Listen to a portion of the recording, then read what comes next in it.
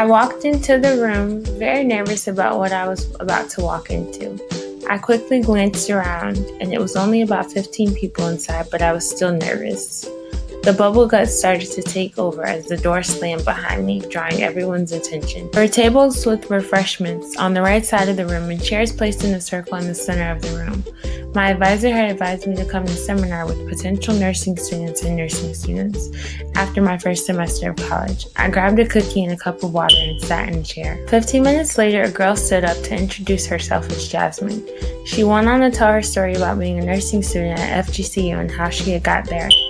She started off in college as an undecided major and ended her first year with a 2.3 GPA. I thought to myself, how is she in the nursing program? Confused, I continued to listen.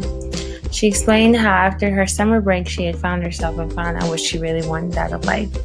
She talked to the group about how she brought her 2.3 GPA up to a 3.4 and got accepted into the program. She even discussed her struggles and even the things she struggles with now as she was in the program. She also gave us some suggestions that has helped her throughout her school year. I was moved as she continued to talk and tell us more about herself. Once she finished, she sat down and prompted the boy next to her to stand and state his name. Did he have a nursing specialty? What year was his anticipated graduation? And some things he struggles with.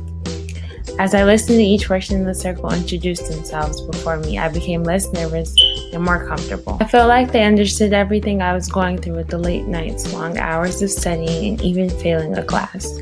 I didn't feel as bad about myself. Instead, I felt more hopeful about my future. When it was my turn to introduce myself, I stood up with a smile and said, "My name is Jordasia, but I go by Day.